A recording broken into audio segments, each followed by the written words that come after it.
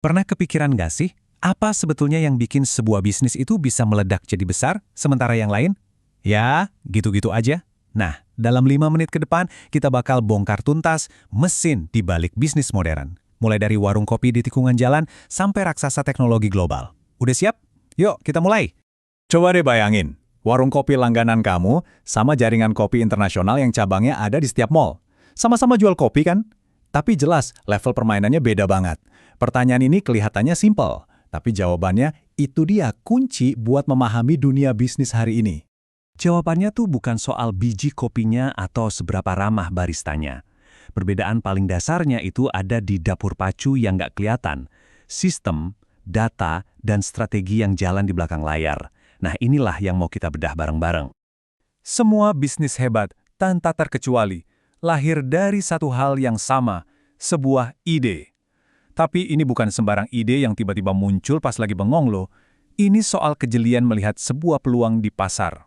Jadi, apa sih peluang bisnis itu? Gampangnya gini, di mana ada orang yang ngeluh, disitulah ada peluang. Di mana ada proses yang ribet dan bikin pusing, di situ ada celah buat bisnis. Intinya, peluang itu ya tentang nemuin masalah, terus kamu datang bawa solusinya. Nah, sumber peluang ini bisa dari mana aja. Bisa dari keluhan kita sehari-hari. Atau bisa juga dari ngelihat tren besar. Contoh paling gampang ya, menjamurnya fintech yang ngisi kekosongan yang ditinggalin sama bank tradisional. Atau yang paling keren, inovasi murni, menciptakan sesuatu yang orang lain bahkan belum sadar kalau mereka butuh.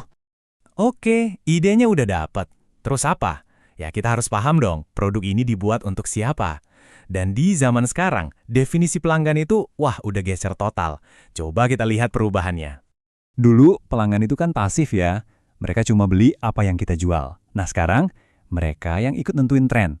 Fenomena ini namanya prosumer, gabungan dari produser dan konsumer. Mereka lah yang bikin ulasan jadi viral, bikin konten, dan ujung-ujungnya ikut membentuk pasar itu sendiri. Dan ini bukan asumsi loh, ini data beneran. Sebuah riset ngebuktiin kalau konten dari pengguna biasa di media sosial itu dampaknya jauh lebih dahsyat buat penjualan fashion dibanding iklan mahal di TV. Ini bukti nyata betapa kuatnya suara konsumen di era digital. Oke, setelah tahu apa yang mau dijual dan kepada siapa, pertanyaan berikutnya, tujuannya apa? Jawaban klasiknya sih cuma satu, cari untung. Tapi, apa hari ini masih sesederhana itu? Jadi gini, laba atau profit itu secara tradisional ya satu-satunya rapor keberhasilan bisnis. Kamu berani ambil resiko, hadiahnya keuntungan finansial. Simple. Dan konsep ini udah jadi fondasi ekonomi selama berabad-abad. Pertanyaan ini penting banget. Di tengah kesadaran kita soal isu lingkungan, sosial, dan tuntutan transparansi, apakah sebuah bisnis yang cuma fokus numpuk laba aja bisa kita sebut sebagai bisnis yang sukses dan hebat?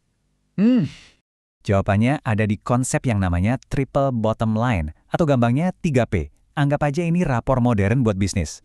Sukses itu nggak cuma diukur dari profit, tapi juga dari dampaknya ke people atau masyarakat, dan juga ke planet atau lingkungan.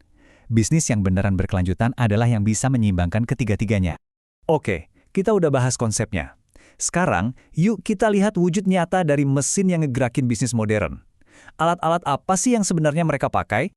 Biar gampang kebayang, kita adu aja 2 kedai kopi. Di kiri, warung kopi tradisional, pesanan dicatat di bon, bayarnya pakai uang pas, promosi paling banter dari mulut ke mulut. Di kanan, kedai kopi digital, pesanan masuk lewat aplikasi kasir, bayar tinggal scan QRIS, promosi lewat Instagram, dan stok barang diatur sama data. Kelihatan banget kan bedanya? Yang satu pakai intuisi, yang satu lagi pakai informasi. Nah, otak dari kedai kopi digital tadi itu intinya ada 2. Pertama, teknologi informasi. Inilah yang mengubah ribuan transaksi jadi sebuah insight. Misalnya, kopi susu gula aren paling laris di jam makan siang. Kedua, akuntansi. Ini adalah penerjemahnya, yang mengubah semua aktivitas bisnis jadi bahasa universal, yaitu laporan keuangan. Biar kita tahu bisnis ini sehat atau malah lagi sekarat. Terakhir, ayo kita mundur sedikit. Kenapa sih semua ini penting buat kita semua? Apa dampaknya bisnis, baik yang kecil maupun yang besar, buat masyarakat luas? Bisnis yang sehat itu menciptakan efek domino yang positif loh. Mereka membuka lapangan kerja, membayar pajak yang dipakai untuk membangun fasilitas publik. Mereka mendorong inovasi, dan pada akhirnya ikut meningkatkan kualitas hidup kita semua. Konsep yang satu ini lebih canggih lagi. Namanya creating shared value. Ini bukan sekadar CSR atau kegiatan amal biasa ya.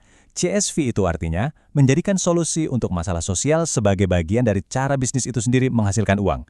Jadi, semakin besar dampak sosialnya, semakin besar pula keuntungan perusahaannya. Keren kan? Jadi, kita tutup dengan kembali ke warung kopi tadi.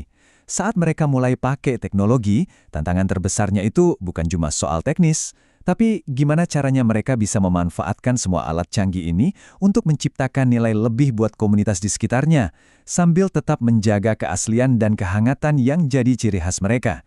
Coba deh direnungkan.